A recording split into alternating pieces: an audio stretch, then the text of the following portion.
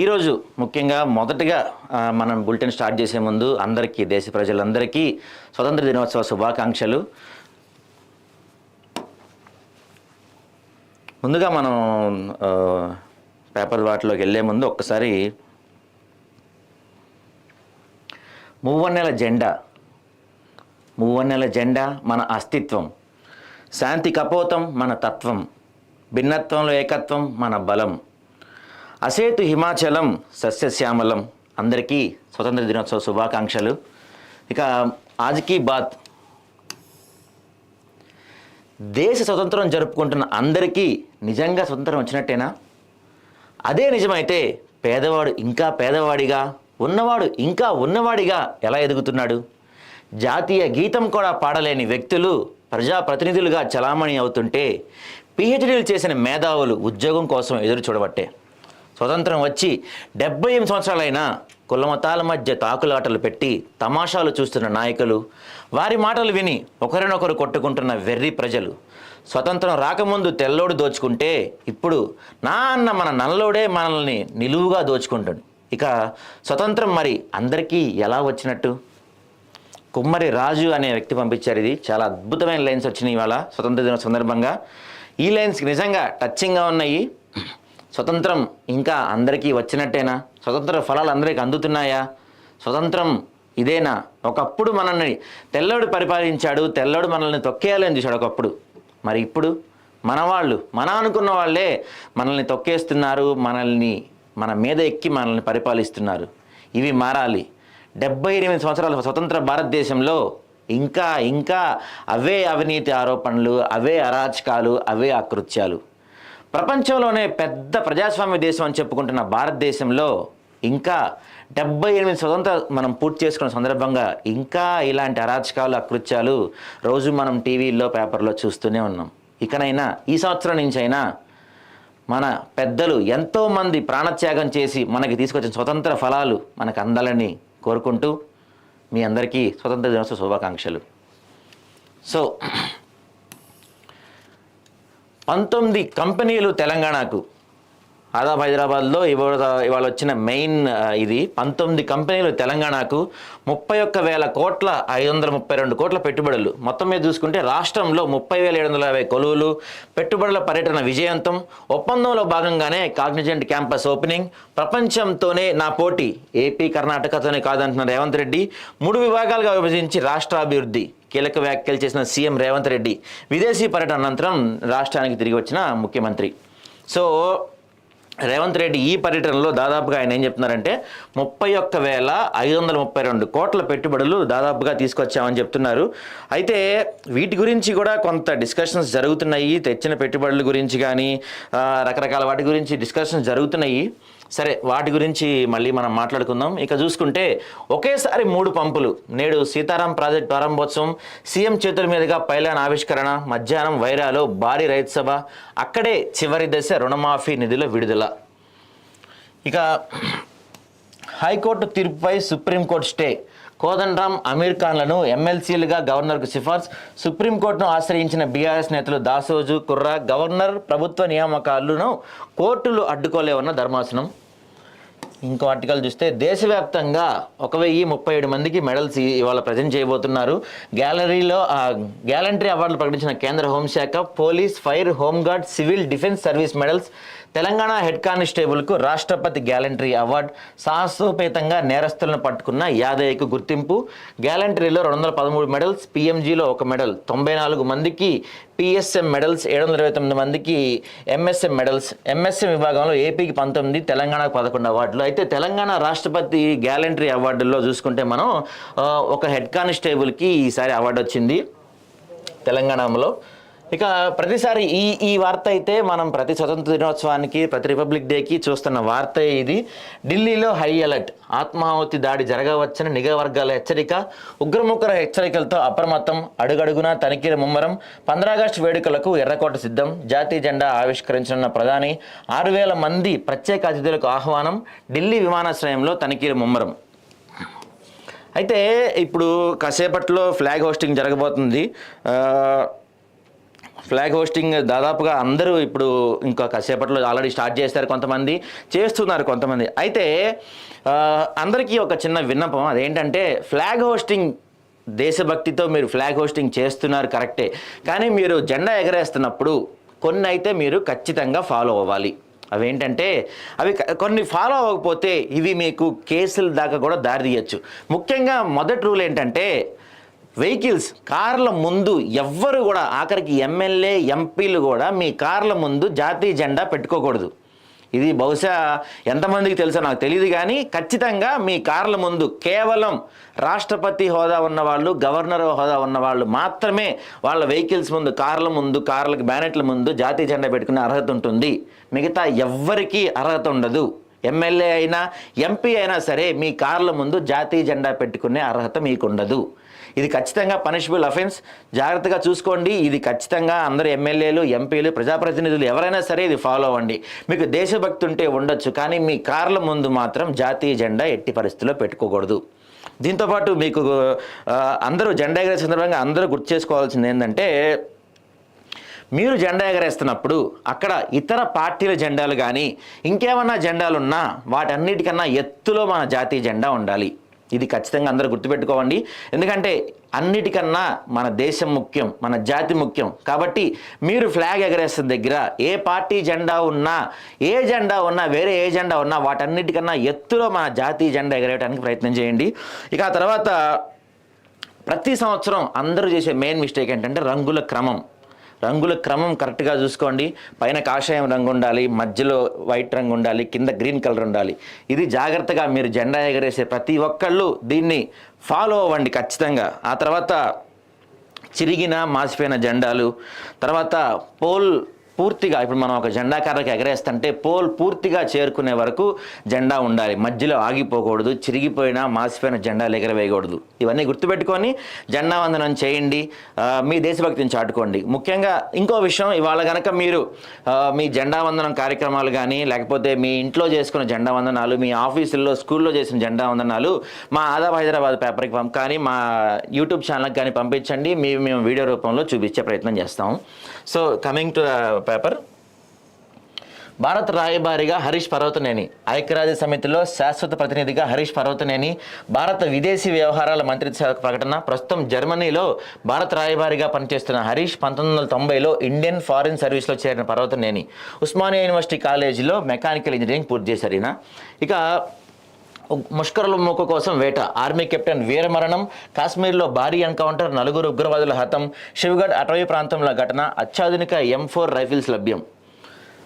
సీతక్క ఇక్కడ కొన్ని కామెంట్స్ చేశారు. కోల్కత్తాలో జరిగిన ఘటన మనందరికీ తెలిసిందే. కోల్కత్తాలో ఘటన సమాజానికి తలవంపు, మహిళల పట్ల ప్రతి ఒక్కరిలోనూ గౌరవం పెరగాలి, పని ప్రదేశాల్లో వారికి రక్షణ చర్యలు తీసుకుంటాం, వైద్యుల ఆందోళనకు మద్దతు తెలిపిన సీతక్క. ఇది వాళ్ళ కొంచెం ఇంపార్టెంట్ న్యూస్ చూసుకుంటే, తెలంగాణ నుంచి రాజ్యసభకు సింఘ్వి, కాంగ్రెస్ అధిష్టానం ఖరారు, కేకే స్థానంలో అభిషేక్ మను సింఘ్వికి ఛాన్స్. ఇటీవల పదవికి రాజీనామా చేసి కాంగ్రెస్ చేరిన కేశవరావు, రాజ్యసభలోని 12 స్థానాల్లో ఉప ఎన్నికకు నోటిఫికేషన్ రిలీజ్, సెప్టెంబర్ 3న ఎన్నికలు నిర్వహించనున్న ఈసీ. సుంకిశాల ఘటనపై ప్రభుత్వం చర్యలు, విధుల పట్ల నిర్లక్ష్యంగా వ్యవహరించిన సంబంధిత అధికారులపై సీరియస్, ప్రాజెక్ట్ డైరెక్టర్ సుదర్శన్పై బదిలీ వేటు, CGM Kiran, GM Mariyaraju, DGM Prashant, manager హరీష్పై సస్పెన్షన్, రక్షణ గోడ కూలిపోవటం, పంప్ హౌస్ పూర్తిగా నీట మునగడంపై అంతర్గత విచారణ. ఇవి ఈరోజు ఆదాబ్లో మనకి మెయిన్గా వచ్చిన ఆర్టికల్స్. సో దీని తర్వాత మనం ఈనాడు చూద్దాం.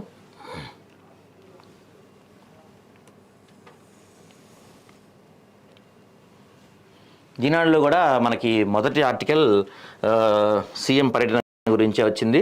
$1 ట్రిలియన్ తెలంగాణే లక్ష్యం, మా పోటీ ప్రపంచంతోనే, పొరుగు రాష్ట్రాలతో కాదు. హైదరాబాద్ వంటి పారిశ్రామిక అనుకూల నగరం ఎక్కడా లేదు. కాగ్నిజెంట్ నూతన ప్రాంగణ ప్రారంభోత్సవంలో సీఎం రేవంత్ రెడ్డి వ్యాఖ్యలు చేశారు. అయితే 36,000 కోట్ల పెట్టుబడులు తీసుకొచ్చారు. అమెరికా, దక్షిణ కొరియాలో 25 కంపెనీలతో ఒప్పందాలు. సీఎం రేవంత్ రెడ్డి విదేశీ పర్యటన విజయవంతం, ముఖ్యమంత్రి కార్యాలయం వెల్లడి. 7 సార్లు కత్తితో పొడిచిన దొంగను వదలని దీశాలి. హెడ్ కానిస్టేబుల్ యాదయ్యకు రాష్ట్రపతి శౌర్య పథకం. ఇవాళ రాష్ట్రపతి పథకాలు అందజేయడంలో మన తెలంగాణకు సంబంధించిన యాదయ్యకు రాష్ట్రపతి శౌర్య పథకం వచ్చింది. దేశంలోనే ఈసారి ఈ పథకం అందుకుంటున్న ఏకైక పోలీస్ మన తెలంగాణ వ్యక్తి. తెలంగాణ నుంచి మరో 28 మందికి పలు పురస్కారాలు వస్తున్నాయి. అయితే అందరికన్నా దేశంలోనే ఏకైక పోలీస్ అంటే ఇతను. ఎందుకంటే 7 సార్లు కత్తితో పొడిచిన దొంగలను వదలకుండా ఆయన పోరాడారు. విధి నిర్వహణలో ప్రాణాలకు తెగించి అసమాన ధైర్య సాహసాలు ప్రదర్శించిన తెలంగాణకు చెందిన పోలీస్ హెడ్ కానిస్టేబుల్ చదువు యాదయ్యకు అరుదైన గౌరవం లభించింది. స్వతంత్ర దినోత్సవాన్ని పురస్కరించుకొని కేంద్ర హోంశాఖ ప్రకటించే ప్రతిష్టాత్మక పురస్కారానికి రాష్ట్రపతి శౌర్య పథకం ఆయనకు దక్కింది. నిజంగా తెలంగాణ వాళ్ళకి ఈ 15 ఆగస్టు వేడుకల్లో ఇది ఒక గుడ్ న్యూస్గా చెప్పుకోవచ్చు. గవర్నర్ కోట ఎమ్మెల్సీ నియామకాల్లో హైకోర్టు తీర్పుపై సుప్రీంకోర్టు స్టే. తర్వాత ఇక్కడ రేవంత్ రెడ్డి కొన్ని వ్యాఖ్యలు చేశారు. అవి ఒకసారి మనం చూద్దాము. కుతుబ్ షాహీలు నిజాంలు హైదరాబాద్ నిర్మిస్తే బ్రిటిష్ వారు సికింద్రాబాద్ నిర్మించారు. 1992లో ఐటీ పరిశ్రమకు నాటి ముఖ్యమంత్రి నేదురుమల్లి జనార్దన్ రెడ్డి శంకుస్థాపన చేస్తే ఆ తర్వాత వచ్చిన సీఎంలు చంద్రబాబు, రాజశేఖర రెడ్డి అభివృద్ధి చేసి సైబరాబాద్ నిర్మించారు. ప్రస్తుతం ప్రపంచ అవసరాలకు తగినట్లు మేము భవిష్యత్ నగరం నిర్మించాలని అనుకుంటున్నామని చెప్పి నిన్న విదేశీ పర్యటన ముగించుకొని హైదరాబాద్ తిరిగి వచ్చిన రేవంత్ రెడ్డి ఈ వ్యాఖ్యలు చేశారు. ఇక్కడ మనం ఒక ఆర్టికల్ చూస్తే ఇది కొంచెం హార్ట్ బ్రేకింగ్ న్యూస్గానే చెప్పచ్చు. వినేష్ పోగట్కు మరోసారి నిరాశ ఎదురైంది. అదేంటంటే భారత్ స్టార్ రేజ్లర్ వినేష్ పోగట్ ఆశలు గల్లంతయ్యాయి. ఎందుకంటే 100 గ్రాములు వెయిట్ ఎక్కువ ఉందని చెప్పి ఆమె కోర్టును ఆశ్రయించారు. అయినా సరే వాళ్ళు ఈ అప్పీల్ని యాక్చువల్గా 19వ తారీఖు వాయిదా వేశారు. కానీ నిన్న సడన్గా దీన్ని అసలు ఈ పిటిషన్ని డిస్మిస్ చేశారంట. సో ఆమె 100 గ్రాముల బరువు ఎక్కువ ఉన్నందుకు ఆమె వినేష్ పోగట్ పథకం కోల్పోయారు. కొంచెం ఇది సాడ్ న్యూస్గానే చెప్పచ్చు. ఇక ఆ తర్వాత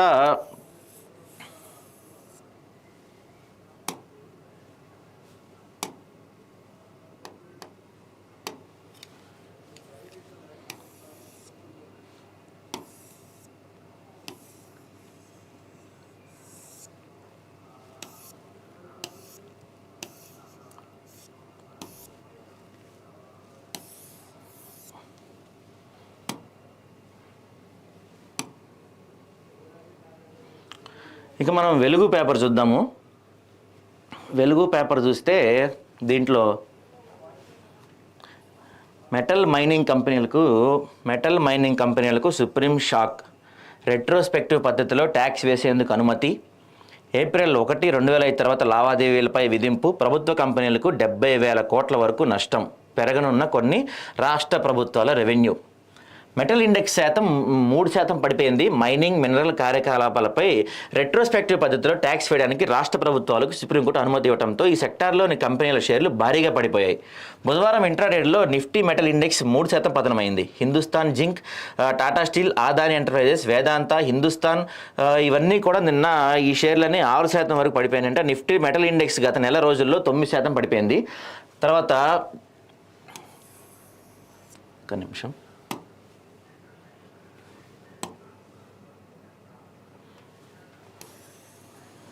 సో దీంట్లో కూడా వెలుగులో కూడా మెయిన్ ఐటమ్ వచ్చేసి హైదరాబాద్ పెట్టుబడులకు కేర్ ఆఫ్. ఇక్కడున్న అనుకూల వాతావరణం మరెక్కడా లేదు. సీఎం రేవంత్ రెడ్డి సేమ్ మా పోటీ ఏపీ, కర్ణాటక, తమిళనాడుతో కాదు, ప్రపంచంతోనే పోటీ. హైదరాబాద్ నగరం మా దగ్గర ఉంది. ఈ ప్రాంతం పక్క రాష్ట్రాలతో పోటీ పడాలనే ఆలోచన నుంచి ప్రపంచంతో పోటీ పడాలనుకుంటుంది. ప్రపంచ అవసరాలు తీర్చేందుకు 4th సిటీని డిజైన్ చేస్తున్నాం. పక్క రాష్ట్రాల్లో, దేశంలో ఎవరి దగ్గర ఇలాంటి హైదరాబాద్ లేదు అని చెప్పి రేవంత్ రెడ్డి నిన్న కొన్ని వ్యాఖ్యలు చేశారు. తర్వాత వెలుగులో మెయిన్గా కనిపించినది ఇవాళ యాదయ్యకు రాష్ట్రపతి శౌర్య పథకం. తెలంగాణ హెడ్ కానిస్టేబుల్కి అత్యున్నత అవార్డు. ప్రాణాలకు తెగించి క్రిమినల్స్ను పట్టుకున్న యాదయ్య డ్యూటీలో ధైర్య సాహసాలకు గుర్తింపుగా రాష్ట్రపతి మెడల్. రాష్ట్ర పోలీసులకు మొత్తం 29 పథకాలు. దేశవ్యాప్తంగా 1037 మెడల్స్ ప్రకటించిన కేంద్ర హోంశాఖ. 2 నెలల్లోనే కులగణన పూర్తి. 2 విధాలుగా చేపట్టాలని రాష్ట్ర సర్కార్ యోచన. ఒకటి సెన్సస్ యాక్ట్ ప్రకారం ప్రత్యేక ఫార్మేట్లో, రెండోది ఓటర్ లిస్ట్ ఆధారంగా బీసీ సర్వే. త్వరలో కొత్త బీసీ కమిషన్. నవంబర్లో స్థానిక ఎన్నికలకి ముందు పడుతుంది కాంగ్రెస్ గవర్నమెంట్. తర్వాత రాష్ట్రాన్ని అప్పుల పాలు చేస్తున్నారు. 8 నెలల్లో 50,000 కోట్ల అప్పులు ఎందుకు చేశారు? మేము రాష్ట్ర సంపద పెంచాం, కేటీఆర్. కాంగ్రెస్ సర్కార్ అప్పుల్లో రాష్ట్రాన్ని టాప్లో నిలిపింది, ప్రజలు అన్నీ గమనిస్తున్నారు, బుద్ధి చెప్తారని చెప్పి కేటీఆర్ కొన్ని కామెంట్స్ చేశారు. మొత్తం మీద 8 నెలల్లోనే, అంటే కాంగ్రెస్ గవర్నమెంట్ వచ్చిన 8 నెలల్లోనే దాదాపు 50,000 కోట్లు అప్పు ఎందుకు చేశారు అని చెప్పి రేవంత్ రెడ్డి మన కేటీఆర్ కొన్ని విమర్శలు అయితే చేశారు. తర్వాత నేడు చివరి విడత రుణమాఫీ 2 లక్షల కోట్ల వరకు క్రాప్ లోన్ల మాఫీకి సర్కార్ ఏర్పాట్లు. బహిరంగ సభలో నిధులు రిలీజ్ చేయనున్న సీఎం రేవంత్ ఇప్పటికే 17.55 లక్షల మందికి రైతులకు 12,220 కోట్ల మాఫీ ప్రకటించినట్టే 15 ఆగస్టు రోజు రుణమాఫీ ప్రక్రియ పరిపూర్ణం. ఇది కాంగ్రెస్ ప్రకటించిన ఒక హామీల్లో ఇదొకటి. తర్వాత రాష్ట్రం నుంచి రాజ్యసభకు అభిషేక్ సింఘ్వి. గవర్నర్ ప్రభుత్వ నిర్ణయాలను కోర్టులు ఆపలేవు, అలా చేస్తే వారి హక్కులు హరించినట్టే సుప్రీంకోర్టు.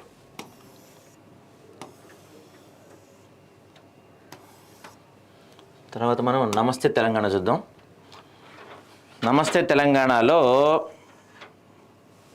చూస్తే మనం కనుక ఈ ఆర్టికల్, అవమానించబోయి అబాసు పాలై మాజీ సీఎం కేసీఆర్కు ప్రోటోకాల్ పాటించిన సర్కార్, స్వతంత్ర వేడుకల్లో ప్రతిపక్ష నేతకు దక్కని ప్రాధాన్యం, కేబినెట్ హోదా ఉన్న ఎమ్మెల్యేల వరసలో పేరు ముద్రణ, విమర్శలు రావడంతో దిగొచ్చిన రేవంత్ ప్రభుత్వం విశిష్ట అతిథిగా పేర్కొంటూ మరో ఆహ్వాన పత్రిక ముద్రణ.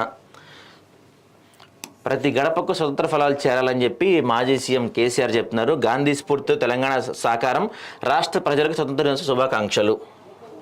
తర్వాత దీంట్లోనే పొరుగు రాష్ట్రాలతోనే ప్రపంచంతో మా పోటీ అని చెప్పి రేవంత్ రెడ్డి చెప్తున్నారు. రైతన్నకు మళ్ళీ మొండి చెయ్యే, రుణమాఫీలో కాంగ్రెస్ సర్కార్ మాయాజాలం. ఇందాక కాంగ్రెస్ సర్కారు పూర్తి రుణమాఫీ చేస్తారని చెప్పి రేవంత్ రెడ్డి ప్రకటించారు. అయితే ఇక్కడ చూస్తే కనుక బీఆర్ఎస్ లక్ష మాఫీకి 36.68 లక్షల మంది అర్హులు, కాంగ్రెస్ 2 లక్షల మాఫీకి 23.7 లక్షల మందేనట. బీఆర్ఎస్ హయాం కన్నా 13 లక్షలు తగ్గిన అర్హులు. రుణమాఫీ పరిమితి పెంచితే అర్హుల సంఖ్య పెరగాలి. నాడు లక్ష మాఫీకే 19,440 కోట్ల అంచనా, నేడు 18.224 కోట్లతో రేవంత్ సర్కార్ సరి.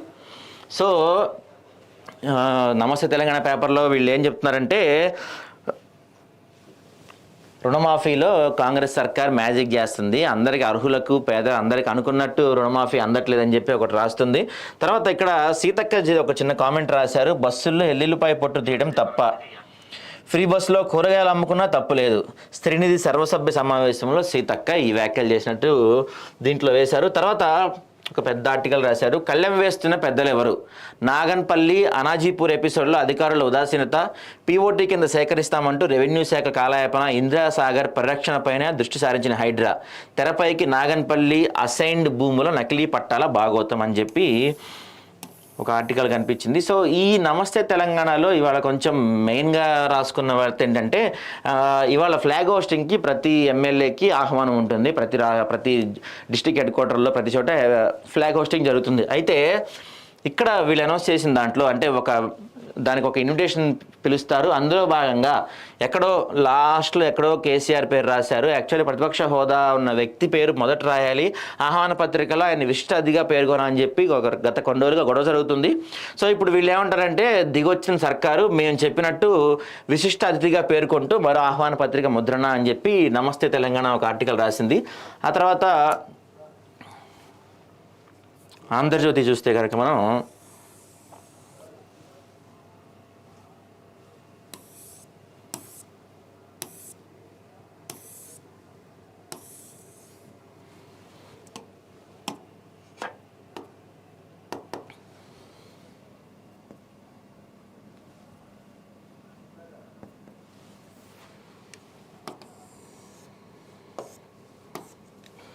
ఆంధ్రజ్యోతి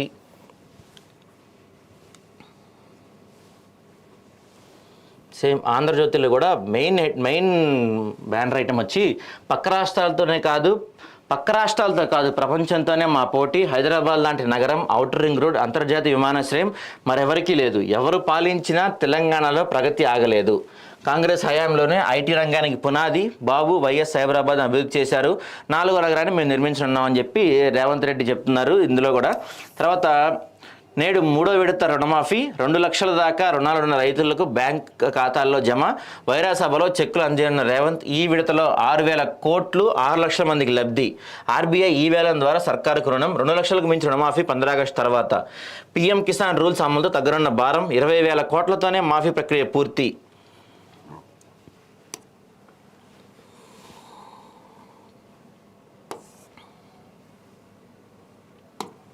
తర్వాత క్యూఆర్ కోడ్తో కూడా రైలు టికెట్ ఎక్కచ్చు అంటే ఇంక నుంచి దక్షిణ మధ్య రైల్వే పరిధిలో స్టేషన్స్లో అమలులోకి వస్తుందంటే వాళ్ళ నుంచి. అంటే టికెట్ తీసుకోకుండా క్యూఆర్ కోడ్తో కూడా మనం ట్రైన్ ఎక్కచ్చు. తర్వాత సుప్రీంలో రాష్ట్ర సర్కారు ఊరట. ఎమ్మెల్సీ నియామకంలో హైకోర్టు ఆదేశాలపై స్టే. కొత్త ఎమ్మెల్సీల నియామకం స్టేకున్నో.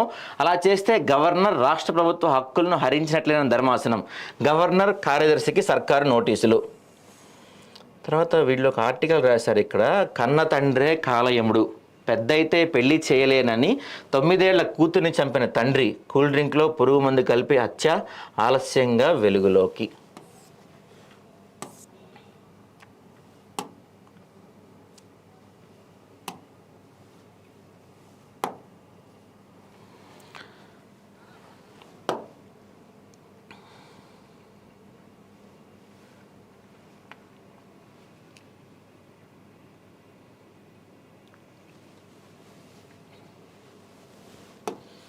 ఈలోపు మనం ఈనాడు కూడా ఒకసారి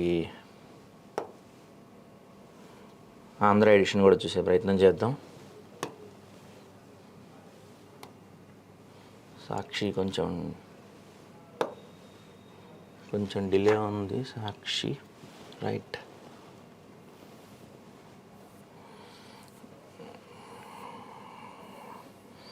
సో అన్ని పేపర్లలో కూడా ఇవాళ దాదాపుగా మనం చూసుకున్నట్టయితే మెయిన్ ఆర్టికల్ దాదాపుగా అన్నీ కూడా ఇవాళ రేవంత్ రెడ్డి టూర్ గురించే రాశారు అందరూ కూడా. సాక్షిలో కూడా హైదరాబాద్ మా బలం, ఈ తరహా నగరం దేశంలో ఎక్కడా లేదు, సీఎం రేవంత్ రెడ్డి. పెట్టుబడులకు గమ్యస్థానంగా ఫ్యూచర్ సిటీ కాగ్నిజెంట్ కొత్త క్యాంపస్ ప్రారంభించిన సీఎం. తర్వాత సీతారామ జలం ఖమ్మానికి తొలిఫలం. సీతారామ ఎత్తిపోతల ప్రాజెక్టు మోటార్లు నేడు ప్రారంభించిన సీఎం రేవంత్ రెడ్డి. నాగార్జున సాగర్ ఆయకట్టుకు గోదావరి జలాలతో భరోసా. భద్రాద్రి జిల్లాలకు న్యాయం చేయాలని ప్రతిపక్షాలు. రేపు ఢిల్లీకి సీఎం అధిష్టాన పెద్దలను కలవనున్న సీఎం. పీసీసీ అధ్యక్షుడి ఎంపికతో పాటు నామినేటెడ్ పోస్టుల భర్తీపై చర్చించే ఛాన్స్ అంట. 8 నెలలు గవర్నమెంట్ ఫామ్ 8 నెలలు అయింది. తర్వాత ఇప్పుడు కొత్తగా పీసీసీ అధ్యక్షుని ఎన్నుకోవాలి కాబట్టి దీని గురించి రేవంత్ రెడ్డి ఢిల్లీ పర్యటన చేయనున్నారంట.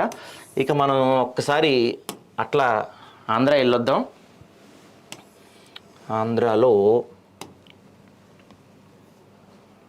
ఆంధ్ర ఈనాడు ఎడిషన్లో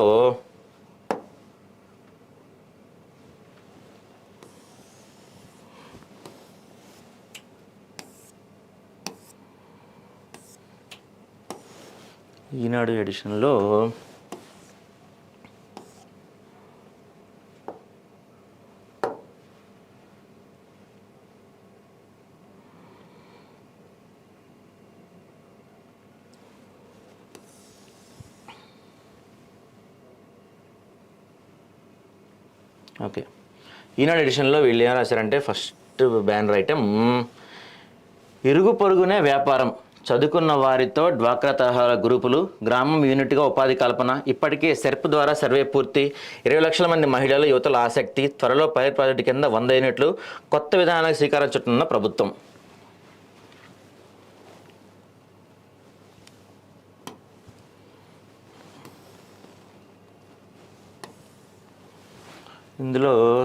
ఇందులో కూడా అదే ఆర్టికల్ వేశారు. 7 సార్లు కత్తితో పొడిచిన దొంగను వదలని దీశాలి. తెలంగాణ హెడ్ కానిస్టేబుల్ యాదయ్యకు రాష్ట్రపతి శౌర్య పథకం. దేశంలోనే ఈసారి ఈ పథకం అందుకుంటున్న ఏకైక పోలీస్ అని చెప్పి ఆంధ్ర ఎడిషన్లో కూడా ఈనాడులో ప్రచురించారు. తర్వాత చేరువలోనే చౌక దుకాణం, కొత్తగా 4,000 రేషన్ షాపులు. ఖాళీగా ఉన్న 6,500 దుకాణాలకు డీలర్ నియామకం. ఎండీఓలతో ఉపయోగం లేదని ప్రభుత్వ భావన. 2047 వరకు అధికారంలో ఉందాం, రాష్ట్రాన్ని అగ్రపదాన్ని నిలుపుకుందాం. 151 నుంచి 11కు వైకాపా పతనం ఓ పాఠం. కార్యకర్తలు చంద్రబాబు. ఈ స్టేట్మెంట్ కొంచెం మరీ కామెడీగా అనిపించట్లేదా? 2047 వరకు అధికారంలో ఉంటారంట చంద్రబాబు నాయుడు గారు. మరి గతంలో కూడా ఇలాంటి స్టేట్మెంట్లే కొంచెం నష్టం చేసినాయి చంద్రబాబు నాయుడు గారికి. చూసుకోండి స్టేట్మెంట్లు ఇచ్చే ముందు, ఎందుకంటే 2047 వరకు అధికారంలో ఉందాం అనుకోను. గతంలో కూడా వైఎస్ జగన్మోహన్ రెడ్డి గారు జీవితాంతం అధికారంలో ఉంటామన్నారు, వైనాట్ 175 అన్నారు. తర్వాత ఏం జరిగిందో అందరికీ తెలుసు కదా. సో ఇలాంటివి 2047 వరకు అధికారంలో ఉంటాం అనే స్టేట్మెంట్స్ కొంచెం కామెడీగా అనిపిస్తాయి. ఇక చూసుకుంటే రోజుకి 1,05,000 మందికి ఆహారం అన్నా క్యాంటీన్లు, పూటకు 35,000 మందికి పేదల ఆకలి తీర్చే అన్నా క్యాంటీన్లు నేడు గుడివాడలో తొలి క్యాంటీన్ ప్రారంభించిన సీఎం చంద్రబాబు. గత ప్రభుత్వం అంతకుముందు 2014 అధికారంలో ఉన్నప్పుడు చంద్రబాబు నాయుడు నిర్వహించిన, టీడీపీ గవర్నమెంట్ నిర్వహించిన అన్నా క్యాంటీన్లు వైఎస్ జగన్మోహన్ రెడ్డి అధికారంలోకి వచ్చిన తర్వాత అన్నా క్యాంటీన్లు పూర్తిగా మూసేశారు. తిరిగి మళ్ళీ టీడీపీ సర్కారు తిరిగి స్టార్ట్ చేయబోతుంది. దీనివల్ల దాదాపుగా పూటకి 35,000 మందికి ఈ అన్నా క్యాంటీన్ల వల్ల వాళ్ళు ఆకలి తీరుస్తుందంట. సో పూటకి 35,000 మందికి కనుక నిజంగా ఆకలి తీర్చగలిగితే, అంటే తక్కువ ధరలోనే వాళ్ళకి మధ్యాహ్న భోజనం అందించగలిగితే మాత్రం నిజంగా ఇదొక గొప్ప పథకం అని చెప్పొచ్చు. ఎందుకంటే పూటకి 35,000 మంది ఆకలి తీర్చడం అంటే చాలా పెద్ద విషయం అనే చెప్పుకోవాలి. దీని తర్వాత మనం ఆంధ్రజ్యోతి ఏపీ ఎడిషన్ చూద్దాం ఒకసారి.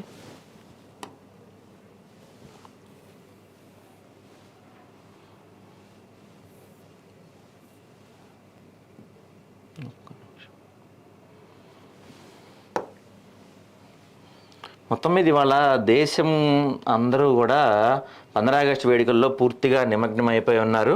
అందరూ కూడా ఈ పాటికి చాలామంది ఫ్లాగ్ హోస్టింగ్స్ వాళ్ళ ఇళ్లల్లో కానీ లేకపోతే రకరకాల చోట్ల ఫ్లాగ్ హోస్టింగ్స్ చేస్తూ ఉంటారు. అందరూ ఆ పనుల్లో బిజీగా ఉన్నారనుకుంటా ఇవాళ.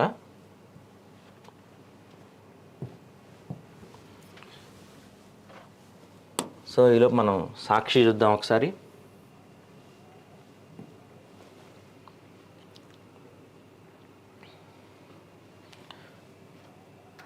దాదాపు తెలంగాణ అన్ని పేపర్లలో కూడా మనం ఇవాళ అబ్జర్వ్ చేసింది ఏంటంటే, అన్నిట్లో కూడా మెయిన్ ఆర్టికల్ వచ్చేసి రేవంత్ రెడ్డి సర్కార్ గురించే వచ్చింది. ఆయన యూఎస్ పర్యటన ముగించుకొని వచ్చిన దాని గురించి, ఆస్తుల గురించి, అదే ఎన్ని వేల కోట్ల పెట్టుబడులు తెచ్చారు, కొత్తగా ఏమేమి కంపెనీలు రాబోతున్నాయి ఏంటి అనే దాని గురించి దాదాపు అన్ని పేపర్స్లో కూడా ఇవాళ ప్రధాన మాత్రగా అదే ప్రకటించారు మన తెలంగాణ పత్రికల్లో.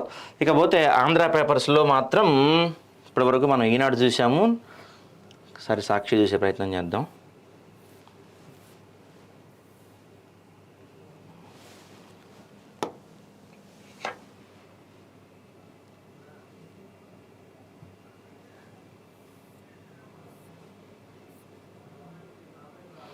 సో సాక్షిలో బ్యానర్ ఐటమ్ ఏంటంటే, మన కేసులు ఎత్తేద్దాం, తనపై ఉన్న కేసులన్నీ నీరుగార్చేందుకు బాబు కుతంత్రం, ముందుగానే దర్యాప్తును బలహీనపరిచే ఎత్తుగడ, అనంతరం కేసుల విచారణ ఉపసంహరణ స్కెచ్, మంత్రివర్గం ద్వారా మమ అనిపించే ప్రణాళిక, దర్యాప్తు అధికారులకు రోజు ప్రత్యేక క్లాసులు, డీజీపీ సిఐడి చీఫ్ ద్వారా నిరంతర పర్యవేక్షణ, సాక్ష్యాలు తారుమారు చేయాలంటే ఒత్తిడి, డిఫెన్స్ న్యాయవాదులు సహకరించాలని ఆదేశం, 2 నెలల్లో పని పూర్తి కావాలని నిర్దేశం, అధికారంలోకి రాగానే ప్రారంభమైన ఆపరేషన్, పలువురిపై లుకౌట్ నోటీసుల ఉపసంహరణ, ఆ కేసులను సిబిఐకి అప్పగించాలంటున్న నిపుణులు, సామాన్యుడు కోర్టుకు రాకూడదా, సిబిఐ దర్యాప్తు కోరకూడదా, రాష్ట్ర ప్రభుత్వాన్ని ప్రశ్నించిన హైకోర్టు, సీఎం చంద్రబాబు తదితరులపై కేసులు, సిబిఐకి బదలాయింపు కౌంటర్ ఆదేశం, విచారణ సెప్టెంబర్ 11కి వాయిదా. మొత్తం మీద చంద్రబాబు ఆయన మీదకి ఉన్న కేసులు కానీ ఆయన మీద ఉన్న విచారణలు అన్నీ నీరుగార్చే ప్రయత్నం చేస్తున్నారని చెప్పి సాక్షి ఒక బ్యానర్ ఐటెం రాసింది. ఇసుక బుకింగ్కు ఆన్లైన్ అప్లికేషన్, సీఎం చంద్రబాబు సమీక్షలో మార్గదర్శకాలు జారీ, ఒక్కటిగా నిలబడ్డాం అందుకే బాబు తల వంచారు, ఉమ్మడి విశాఖ స్థానిక సంస్థల ప్రజాప్రతినిధులతో వైఎస్ జగన్, ఎమ్మెల్సీ ఎన్నికల్లో టీడీపీకి బలం లేకపోయినా పోటీకి యత్నం, దొడ్డిదారిన ప్రలోభాలు పెట్టి గెలవాలని కుతంత్రం, ఈ అన్యాయం తీరుపై మనమంతా యుద్ధం చేశాం, మన కేడర్ బలంగా నిలబడటంతో బాబులో వణుకొచ్చింది, అందుకే పోటీ నుంచి విరమించినట్టు ప్రకటించారు, గత ఎన్నికల్లో చంద్రబాబు అబద్ధపు హామీలు అని చెప్పి జగన్మోహన్ రెడ్డి నిన్న విశాఖ స్థానిక ప్రజాప్రతినిధుల సమావేశంలో యాజ్ యూజువల్గా చంద్రబాబు గురించి కొంచెం ఘాటుగానే విమర్శించారు. అంబేద్కర్ విగ్రహంపై దాడి త్వరలోనే ఏపీకి ఉందని పంపిస్తాం, దుండగులను శిక్షించేలా చర్యలు తీసుకుంటాం, వైఎస్ఆర్సీపీ నేతలకు NSC SP chairman Kishore Makwana హామీ, విగ్రహానికి కేంద్ర బలగాలతో రక్షణ కల్పించాలి, పోలీసుల నిర్లక్ష్యంపై విచారణ జరిపించాలి, వినతిపత్రం అందించిన వైఎస్ఆర్సీపీ బృందం. సో సాక్షిలో కూడా జగన్ చంద్రబాబు కేసుల గురించి మెయిన్గా ఒక బ్యానర్ ఐటమ్ వచ్చింది. ఆ తర్వాత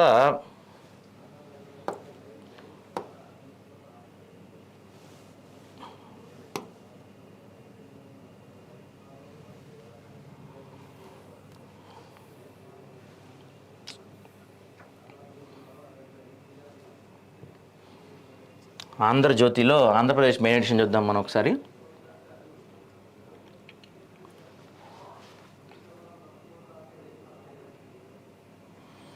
ఆంధ్రజ్యోతిలో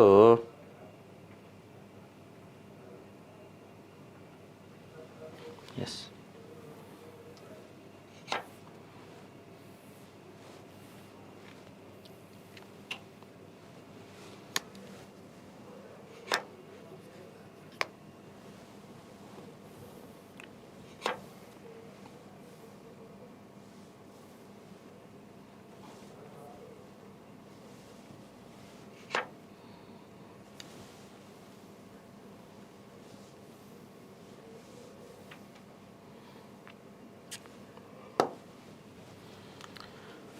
తప్పులు చేయొద్దు, పాలనా దుర్వినియోగానికి జనం ఇష్టపడరు. సీఎం పవర్ను రాష్ట్రాభివృద్ధికి వినియోగిద్దాం.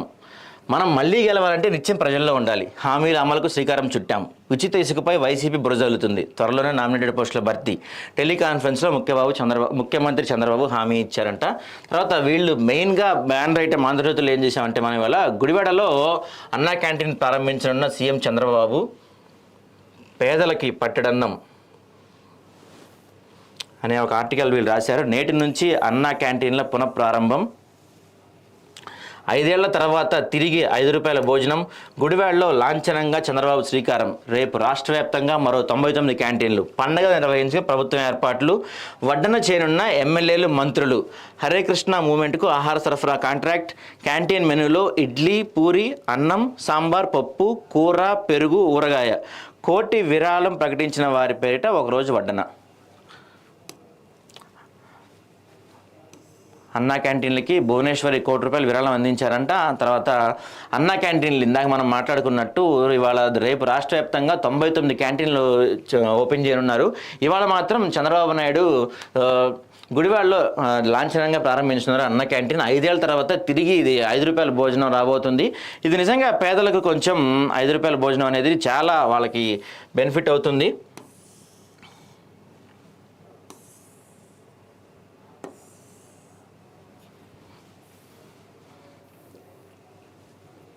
తర్వాత రోజు రావాల్సిందే 16 మంది సీనియర్ ఐపీఎస్లకు డీజీపీ ఆదేశం. ఉదయం 10 గంటలకే హెడ్ క్వార్టర్స్కి వచ్చి రిజిస్టర్లు సంతకం చేయాలి. సాయంత్రం వరకు అందుబాటులో ఉండాలని స్పష్టీకరణ. ఐఏఎస్ఎల్ది అదే దారి, సొంత పనుల్లో బిజీ. సో ఇంక నుంచి ఐఏఎస్లు కానీ ఐపీఎస్లు కానీ రోజు ఆఫీస్కి వచ్చి పంచిపెట్టి వెళ్ళాలన్నట్టు దాదాపు చెప్తున్నారు. ఎందుకంటే రిజిస్టర్లో సంతకం చేసి వెళ్ళాలంట, రోజు ఆఫీస్కి రావాల్సిందే అని చెప్పి డీజీపీ వాళ్ళని ఆదేశించిన ఆర్టికల్ మనం ఇక్కడ చూస్తున్నాము. తర్వాత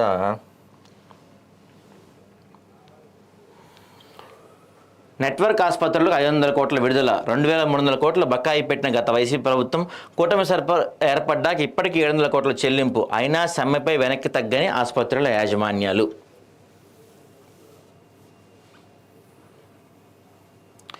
జగన్ అక్రమాస్తుల కేసు విచారణ నుంచి తప్పుకున్న న్యాయమూర్తి. వేటకొడవలతో నరికి కారం చల్లి టీడీపీ నాయకుడి దారుణ హత్య. కర్నూలు జిల్లాలో ఘోరం. బహిర్భూమికి వెళ్ళగా వెనక నుంచి దాడి. ప్రతిపక్ష వైసీపీ నేతలపై అనుమానాలు. దీని గురించి కొంచెం మనం మాట్లాడుకుంటే కనుక గతంలో చాలా జరిగి ఉండొచ్చు. ఇప్పుడు కూడా ఈ ప్రభుత్వం ఏర్పడినాక కూడా చాలా మర్డర్లు కానీ రకరకాలు జరుగుతున్నాయి. అసలు యాక్చువల్గా మనం మాట్లాడుకుంటే ఇప్పుడు పార్టీల నాయకులు బాగానే ఉంటారు, ఎమ్మెల్యేలు బాగానే ఉంటారు, ఎంపీలు బాగానే ఉంటారు, ముఖ్యమంత్రులు బాగానే ఉంటారు, వాళ్ళందరూ బాగానే ఉంటారు. ఎందుకు మీకు ఈ కక్షలు? ఎవరి గురించో లేకపోతే మీ నాయకుడి గురించో, మీ ప్రభుత్వం ఆ పార్టీ గురించి ఈ పార్టీ గురించి రెండుగా విడిపోయి మీరు ఎందుకు కొట్టుకోవటం? చూడండి, హత్య అంట. ఈ మధ్య మనం ఏపీలో రెగ్యులర్గా కంటిన్యూస్గా వింటున్నది ఈ వార్తలే. వైసీపీ నేతల హత్య కానీ లేకపోతే టీడీపీ నేతల హత్య కానీ. ఎందుకు? ఎవరి కోసం మీ ప్రాణాలు అర్పిస్తున్నారు? మీకంటూ కుటుంబాలు లేవా? మీకంటూ ఇల్లులు లేవా? మీకంటూ సొంత మనుషులు లేరా? ఎవరి కోసం మీ జీవితాలు అర్పిస్తున్నారు? మీ తర్వాత అంటే ఇప్పుడు మీరు ఏదో గొడవ పడొస్తారు, దాని తర్వాత హత్యలో ఇంకేవో జరుగుతాయి. దాని తర్వాత మీ కుటుంబం గురించి మీరు ఆలోచించరా? మీ కుటుంబం మిమ్మల్ని నమ్ముకొని మీ భార్య ఉండొచ్చు, పిల్లలు ఉండొచ్చు, అమ్మ ఉండొచ్చు, నాన్న ఉండొచ్చు. మీరు లేకపోతే వాళ్ళ పరిస్థితి ఏంటి? మిమ్మల్ని నమ్ముకొని ఎంతోమంది ఉన్నారు కదా, మీ కుటుంబమే ఉంది కదా. పలానా నాయకుడి గురించో, పలానా పార్టీ గురించో, పలానా హీరో గురించో, పలానా వ్యక్తి గురించో కొట్టుకుంటూ చచ్చిపోతుంటే ఏంటి మీరు సాధించేది? ఓ పక్కన మొన్న చూసుకుంటే ఒలింపిక్స్లో 140 కోట్ల మంది ఉన్న దేశం నుంచి మనకి గట్టిగా తిప్పి కొడితే 10 మెడల్స్ కూడా రాలేదు. ఏం చేస్తున్నారు మీరంతా? ఇలా ఆ పార్టీ కోసమో ఈ పార్టీ కోసమో ఆ నాయకుడి కోసమో ఈ నాయకుడి కోసమో ఆ సినిమా హీరో కోసమో వీళ్ళ కోసమో వాళ్ళ కోసమో కొట్టుకుంటా తట్టుకుంటా తిన్నుకుంటా సోషల్ మీడియాలో వాటిల్లో ఫ్యాన్ వార్లు నడుపుకుంటా ఇదే మీ జీవితమా? ఇంకా నాయకుల కోసం ప్రాణాలు ఇచ్చేంత గొప్ప నాయకులు ఉన్నారా ఇప్పుడు? ఎవరి పబ్బం వాళ్ళు చూసుకుంటున్నారు, ఎవరి వాళ్ళు చూసుకుంటున్నారు. అంతెందుకు, ఓడిపోయిన నాయకుడు గెలిచిన నాయకుడు ఇవాళ ఉన్న పార్టీలో రేపు ఉన్నాడు. కానీ నువ్వు చచ్చిపోతే నీ ప్రాణం తిరిగి వస్తుందా నీ కుటుంబానికి? ఇంకా ఈ రోజుల్లో కూడా ఒక నాయకుడి కోసం, ఒక పార్టీ కోసమో, లేకపోతే ఒక సినిమా హీరో కోసమో ఈ కొట్టుకోటాలు, చచ్చిపోటాలు, ఈ గొడవలు అవసరమా? మీ కుటుంబానికి పనికొచ్చే పనులు చేయండి. కనీసం ఇప్పటికైనా మారండి. ఇప్పటికి మన స్వతంత్రం వచ్చి 78 ఏళ్ళు ఇవాళ జరుపుకుంటున్నాం. మనం 15 ఆగస్టు వేడుకలు ఘనంగా నిర్వహించుకుంటున్నాం. ఇప్పటికి కూడా మీరు ఒక నాయకుడి కోసం, ఒక పార్టీ కోసం, లేకపోతే ఒక క్యాస్ట్ కోసం, ఒక హీరో కోసం గొడవలు పెట్టుకోవటం, చంపుకోవటం, నరుక్కోవటం, మీ కుటుంబాలు ఏమైపోతాయో ఒకసారి ఆలోచించండి మీరు ఏదైనా పని చేసే ముందు. తర్వాత నేడే స్టాప్ లాక్ బిగింపు, తుంగభద్రం డ్యాగ్ వద్ద ప్రక్రియ షురు, జిందాల్ కంపెనీ నుంచి ఒక సెగ్మెంట్ బుధవారం రాత్రికే తరలింపు, నారాయణ హిందుస్థాన్ నుంచి మిగతా 4 నేటి ఉదయానికి, మధ్యాహ్నం నుంచి అమరిక పనులు. ఇందుకోసం 2 భారీ క్రేన్లు, సామాగ్రి సిద్ధం. జలాశయం వద్ద అధికారుల పూజలు, వీఐపీ సందర్శనపై నిషేధం. డ్యాంలో ప్రస్తుత నెల 83 టీఎంసీలు. తుంగభద్ర గేట్లు మార్చ 2 నెలల క్రితమే నివేదిక. కన్నయ్యనాయుడు హెచ్చరించినా పట్టించుకొని బోర్డు అధికారులు. యాక్చువల్గా ఈసారి ఈ తుంగభద్ర డ్యామ్ కొట్టుకుపోవటం వల్ల, డ్యామ్ గేటు కొట్టుకుపోవటం వల్ల చాలామంది కర్నూలు, రాయలసీమ జిల్లాలకు చెందిన రైతులు చాలా నష్టపోతున్నారు ఈసారి నెక్స్ట్ పంటకి. ఎందుకంటే దాదాపు కొన్ని వేల టీఎంసీల నీరు ఆ గేటు కొట్టుకుపోవటం వల్ల వృధాగా పోయింది. 2 ఏళ్ల క్రితమే కన్నయ్య నాయుడు హెచ్చరించినా పట్టించుకొని బోర్డు అధికారులు అంట. ఇప్పుడు రాక వరదలు వచ్చినాయి తుంగభద్ర డ్యామ్కి. ఎన్నో సంవత్సరాల తర్వాత వరద వచ్చింది. అయినా ఇప్పుడు ఆ నీటిని నిల్వ చేయలేక కొన్ని వేల టీఎంసీల నీరు సముద్రం పాలైపోయింది. ఇలాంటి అసలే సీమ జిల్లాలకు వాటర్ ప్రాబ్లం బాగా ఉంది. ఇలాంటి వచ్చిన సమయంలో, వాటర్ వచ్చిన సమయంలో వాటిని స్టోర్ చేసుకోకుండా ఇలా వాటిని సముద్రం పాలు చేసేస్తే అది ఖచ్చితంగా బాధపడ్డదగ్గ విషయమే. తర్వాత ఇకపోతే కని పెంచిన తల్లిదండ్రుల నుంచి స్వేచ్ఛ లేదని ఈ తరం పిల్లలు రచ్చ చేస్తున్నారు.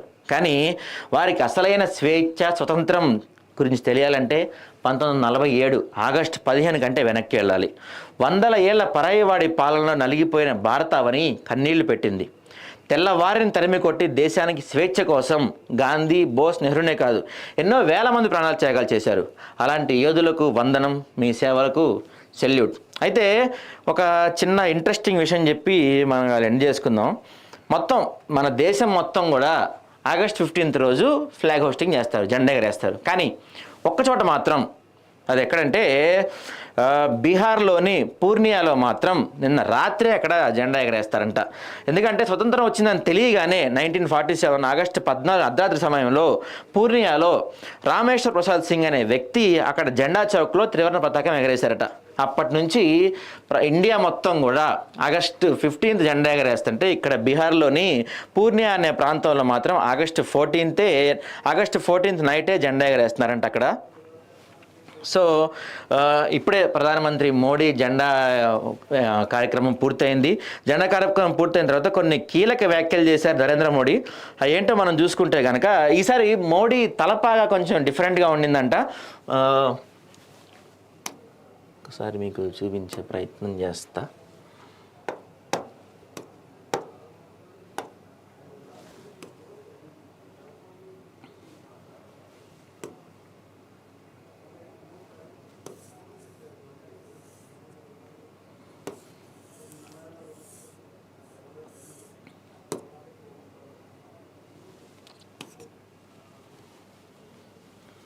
సో మోడీ తలపాగా ఈసారి కొంచెం డిఫరెంట్గా ఉంది. అదేంటంటే ఈరోజు కాషాయం, పసుపు, పచ్చ వర్ణాలు కలిగిన రాజస్థానీ లెహారియా తలపాగాను ధరించారు. రాజస్థాన్ ఎడారుల్లో గాలి కారణంగా ఏర్పడే ఇసుక తిన్నెల ఆకారాల స్ఫూర్తిగా లెహారియా తలపాగా డిజైన్ ఉంటుంది. కాగా గత ఏడాది పసుపచ్చ, ఎరుపు రంగుతో కూడిన బంధని ప్రింట్తో తలపాగాతో ప్రధాని కనిపించారు. తర్వాత ఇంకా చూసుకుంటే అయితే కోల్కతాలో జరిగిన అత్యాచారాన్ని, ఆ సంఘటన ప్రధాని మోడీ తీవ్రంగా ఖండిస్తూ ఆయన ఒక స్టేట్మెంట్ ఇచ్చారు. ఎర్రకోటపై జెండా ఎగరేసిన సందర్భంగా ఆయన స్టేట్మెంట్ ఇచ్చారు.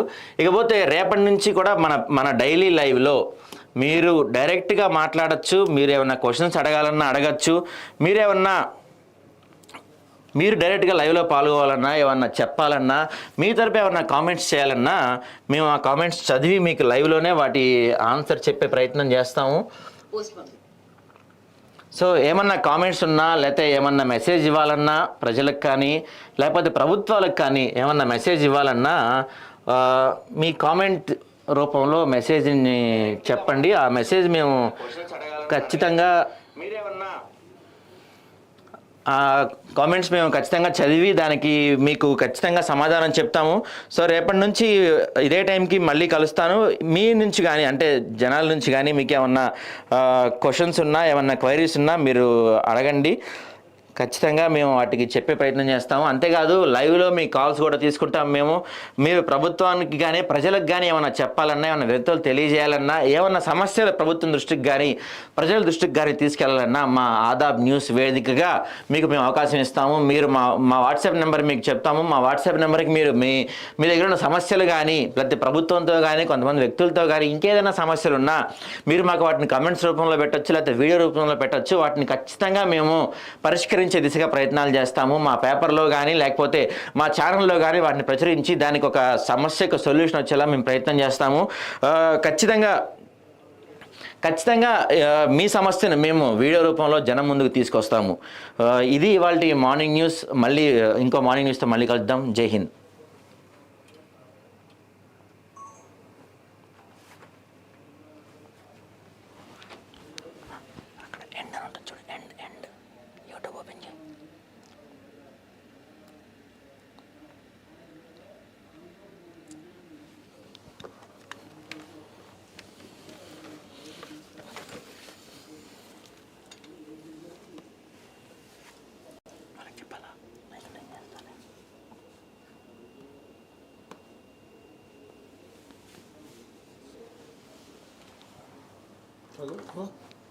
వస్తున్నా.